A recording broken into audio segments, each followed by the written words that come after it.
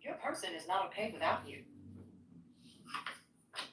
Someone is hiding the truth. Okay, this is Marcus Aurelius, Book 1. From my grandfather,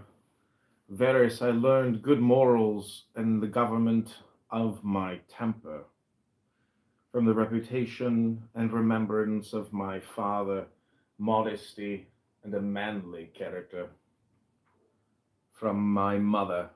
piety and beneficence, and abstinence, not only from evil deeds, but even from evil thoughts, and further, simplicity in my way of living, far removed from the habits of the rich. From my great-grandfather,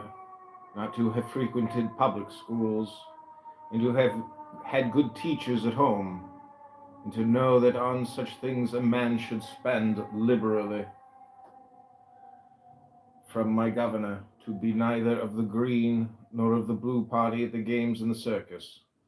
nor partisan either of the Pamularius or the Scutarius at the gladiators' fights. From him, too, I learned endurance of labor, and to want little, and to work with my own hands,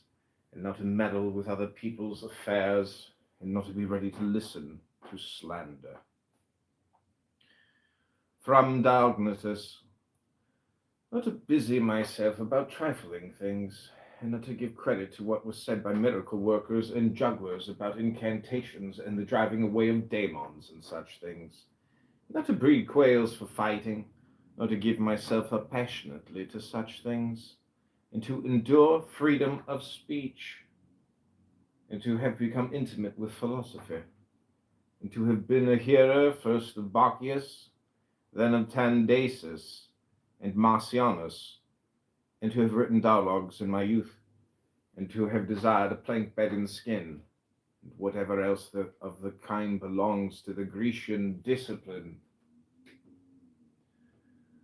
From Rusticus I received the impression that my character required improvement and discipline. And from him I learned not to be led astray to sophistic emulations, nor to writing on speculative matters, nor to delivering little hortatory orations, nor to showing myself off as a man who practices much discipline,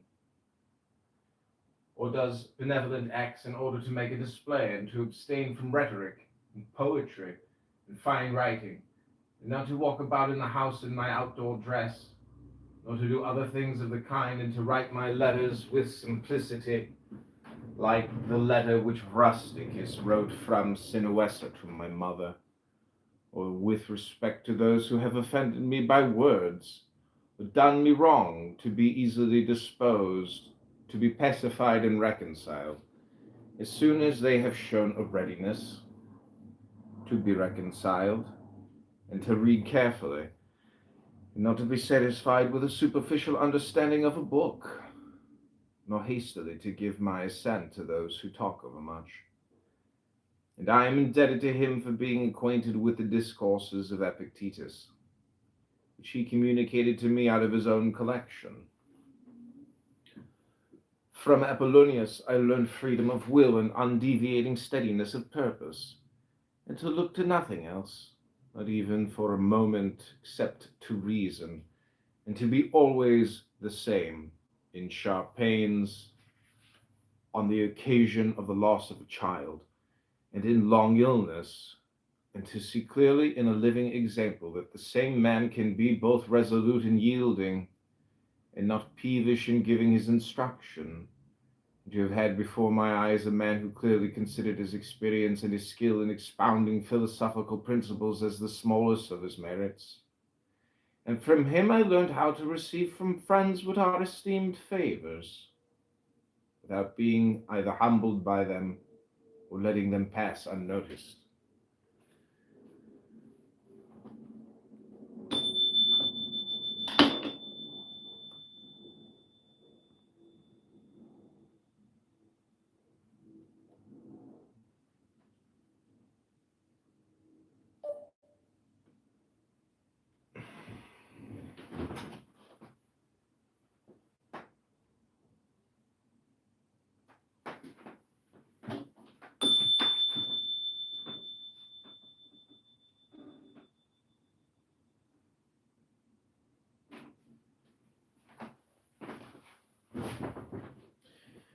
From Sextus' benevolent disposition and the example of a family governed in a fatherly manner, and the idea of living conformably to nature, gravity without affectation, and to look carefully after the interests of friends, and to tolerate ignorant persons, and those who form opinions without consideration, he had the power of readily accommodating himself to all, so that intercourse with him was more agreeable than any flattery. And at the same time he was most highly venerated by those who associated with him. And he had the faculty both of discovering and ordering, in an intelligent and methodical way, the principles necessary for life, and he never showed anger or any other passion, but was entirely free from passion, and also most affectionate, and he could express approbation without noisy display, and he possessed much knowledge without ostentation. From Alexander the Grammarian, to refrain from fault-finding, and not in a reproachful way to chide those who uttered any barbarous or solecistic or strange-sounding expression, but dexterously to introduce the very expression which ought to have been used, and in the way of answer or giving confirmation, joining in an inquiry about the thing itself, not about the word or by some other fit suggestion. From Fronto, I learned to observe what envy and duplicity and hypocrisy are in a tyrant, and that generally those among us who are called patricians are rather deficient in paternal affection. From Alexander the Platonic, but frequently nor without necessity to say to anyone, or to write in a letter that I have no leisure, nor continually to excuse the neglect of duties required by our relation to those with whom we live, by alleging urgent occupations. From Catullus, not to be indifferent when a friend finds fault, even if he should find fault without reason, but to try to restore him to his usual disposition, and to be ready to speak well of teachers, as it is reported of Domitius and Athenodotus, and to love my children truly. From my brother Severus, to love my kin, and to love truth, and to love justice, and through him I learned to know Thracia Helvidius, Cato, Dion, Brutus, and from him I received the idea of a polity, in which there is the same law for all, a polity administered with regard to equal rights, freedom of speech, and the idea of a kingly government, which respects most of all the freedom of the governed. I learned from him also consistency and undeviating steadiness in my regard for philosophy, and a disposition to do good,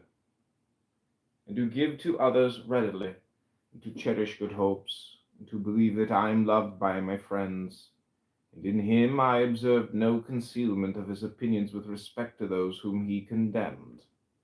and that his friends had no need to conjecture what he wished or did not wish, but it was quite plain. From Maximus I learned self-government, and not to be led aside by anything, and cheerfulness in all circumstances, as well as in illness, and a just admixture in the moral character of sweetness and dignity, and to do what was set before me without complaining.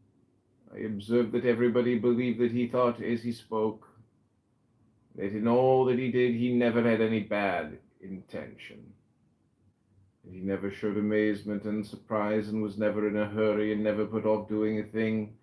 nor was perplexed, nor dejected, nor did he ever laugh to disguise his vexation.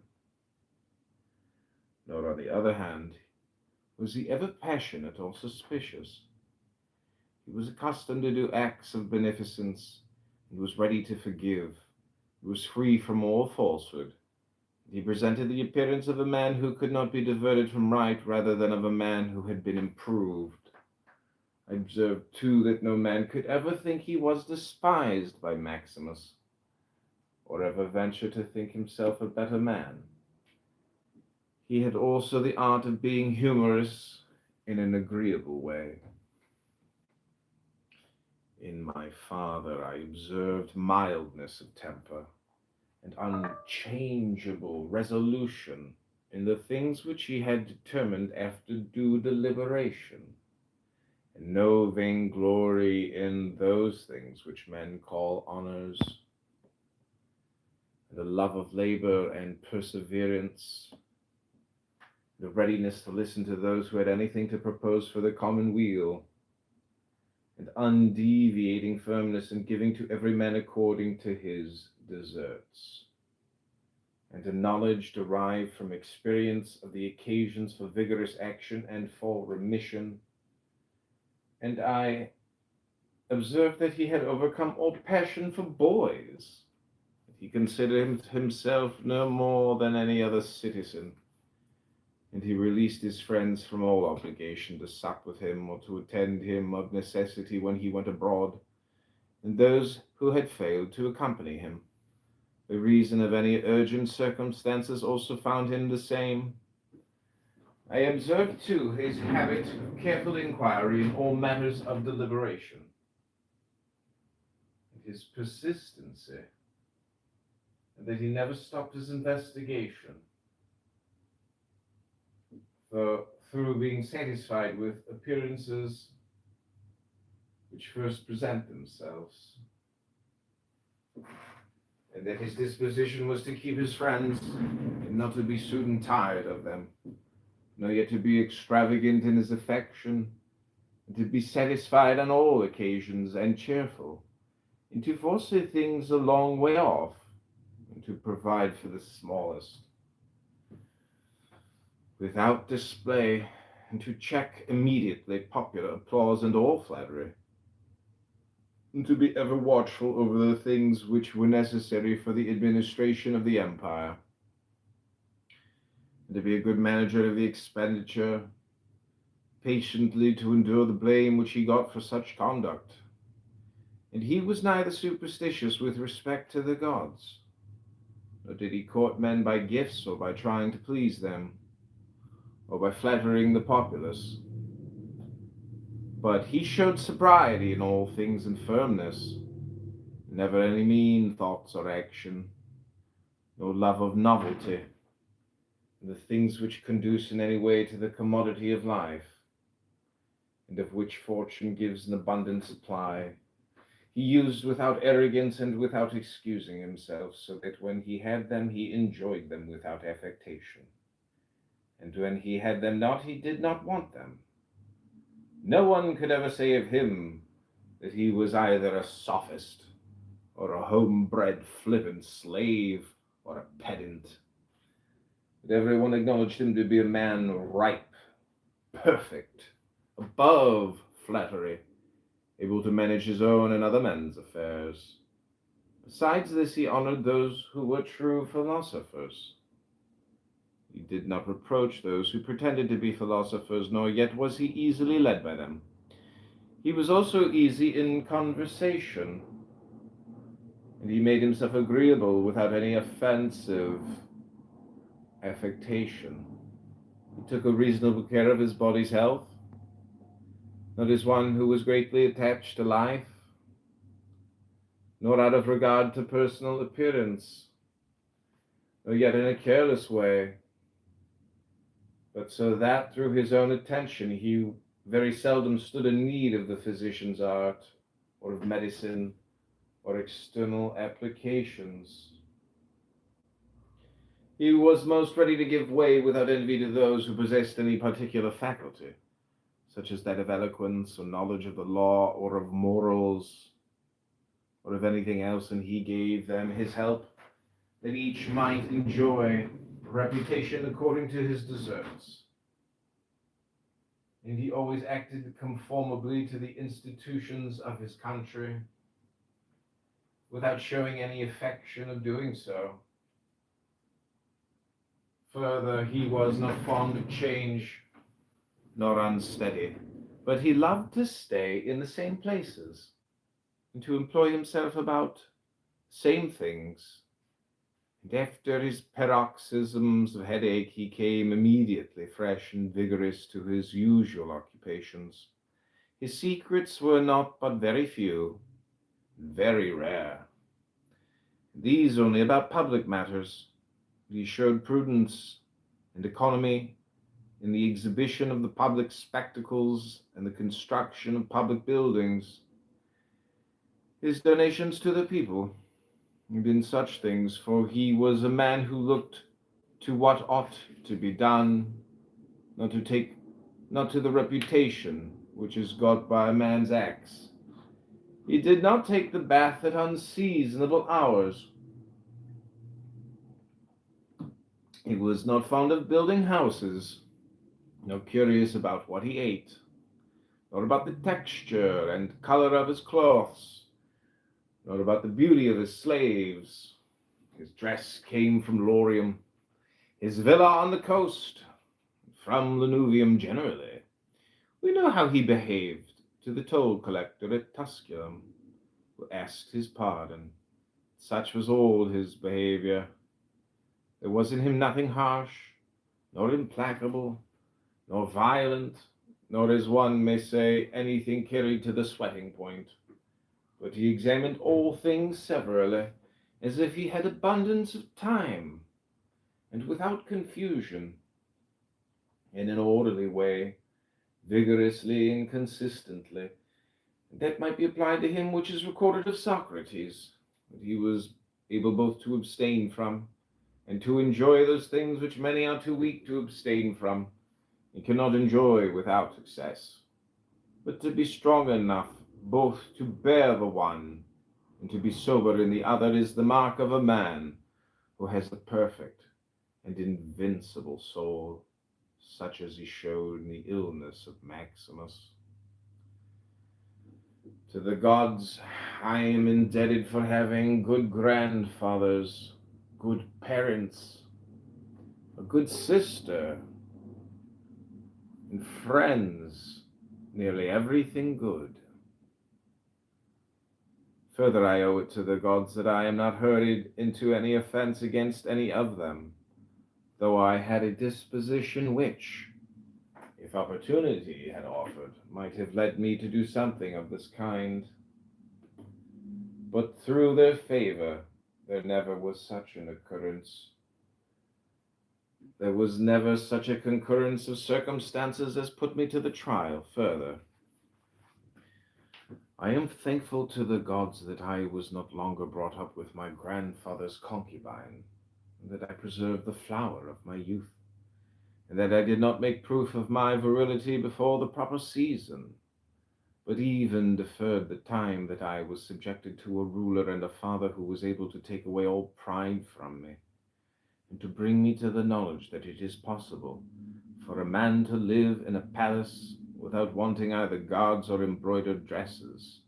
or torches and statues, and such like show, but that it is in such a man's power to bring himself very near to the fashion of a private person, without being for this reason either meaner or in thought, or more remiss in action with respect to the things which must be done for the public interest in a manner that befits a ruler. I thank the gods for giving me such a brother, who was able by his moral character to rouse me to vigilance over myself, and who at the same time pleased me by his respect and affection. That my children have not been stupid nor deformed in body, that I did not make more proficiency in rhetoric, poetry, and the other studies in which I should perhaps have been completely engaged, if I had seen that I was making progress in them, that I made haste to place those who brought me up in the station of honor, which they seemed to desire without putting them off with hope of my doing it some time after, because they were then still young, that I knew Apollonius, Rusticus, Maximus, that I received clear and frequent impressions about living according to nature. And what kind of a life that is, so that so far as depended on the gods and the gifts and help and inspirations, nothing hindered me from forthwith living according to nature.